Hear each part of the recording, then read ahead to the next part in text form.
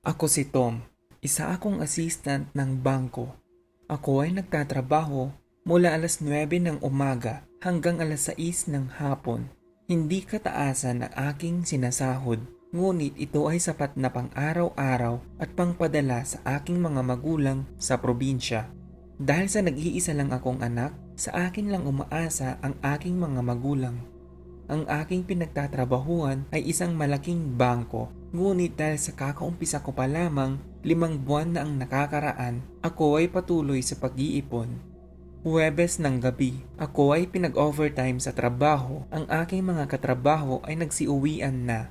Sayang din ang pasahod sa overtime at wala din akong pamilyang uuwian, kaya bakit hindi?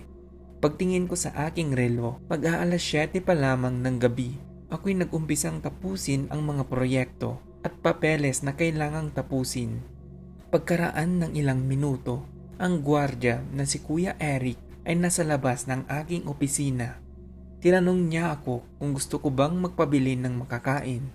Dahil siya ay lalabas, ako ay tumanggi sa kanyang alok dahil sa may natira pa sa baon ko kaninang tanghali. Sa tuwing may mag-overtime na empleyado, si Kuya Eric ay nag-overtime din.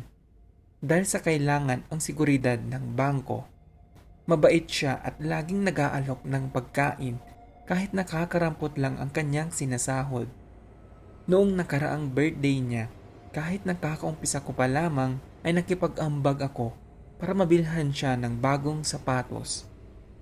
May isa siyang anak na babae na may sakit. Hiwalay siya sa asawa at kailan pa man hindi siya nagkaroon ng problema sa trabaho. Pagkaraan ng kalahating oras, ako ay tumayo at nagpunta sa lobby. Lahat ng ilaw ay naka-on at dahil sa ito ang aking unang pagkakataon na mag-overtime mag-isa, medyo nakakapanibago ang pakiramdam. Pagtingin ko sa labas, madilim na ang paligid at wala nang sasakyan sa parking lot. Ako'y nagutom at kumain ng aking hapunan sa aming break room.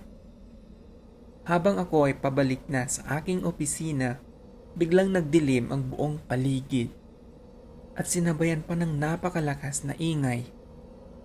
Pinilit kong kapain ang aking dinaraanan at biglang nagbalik ang ilaw. Tinignan ko ang oras at nasa alas 11:30 na.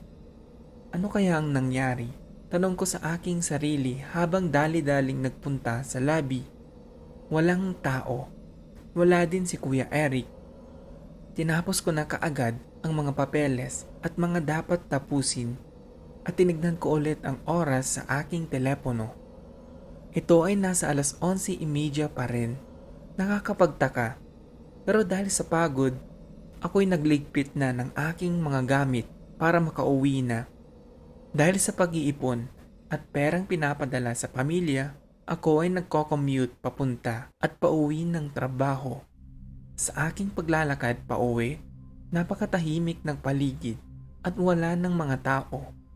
Ako ay nasa estasyon ng tren at tinignan ko ulit ang oras. Nasa alas 11:30 pa din. Nasira ata ang aking telepono dahil hindi umaandar ang oras. Nagmasid ako sa paligid. Tulog na lahat ng tao at ako na lang ang nasa estasyon mag-isa. Ang nakakapagtaka ay pati ang mga orasan sa estasyon ay nasa alas 11:30 din. Dahil sa pagod, ito ay aking pinagwalang bahala na lamang. Makaraan ng ilang minuto at dumating na rin ang tren. Ngunit may ibang kakaiba sa tren na ito. Ang disenyo ay makaluma at itim din ang kulay. Pagkabukas ng pinto, pumasok ako at umupo. Ang tren ay dahan-dahan ng umandar. Napakaganda palang mag-tren tuwing gabi, lalo na kung mag-isa mo lamang. Tanaw ko ang mga kabahayan at napakagandang makita ang mga ilaw ng buong syudad. Ngunit may napansin akong kakaiba. Nakita ko ang refleksyon ko sa salamin. Nakita ko ang likod ng aking ulo at ito ay dumudugo. Ako ay nabigla at agad kong hinawakan ito. Dugo nga ito. Agad akong napatayo at pinindot ang emergency button ng tren. Ngunit walang sumasagot. Pilit kong binuksan ang aking telepono, ngunit hindi ko rin ito mabuksan. Ang tren ay tuloy-tuloy sa pag-andar at hindi tumigil sa sumunod na estasyon. Kinabukasan, nasa balita ang bangko na pinagtatrabahuan ni Tom. Ito ay linooban at ninakawan bandang 11:30 ng gabi. Ang security guard na si Eric ay kasabwat sa heist na ito. Matapos na pinagbuksan ni Eric ang mga magnanakaw, tahimik niyang nilapitan ang naglalakad na si Tom pabalik sa kanyang opisina at ito ay binaril niya sa likod ng kanyang ulo.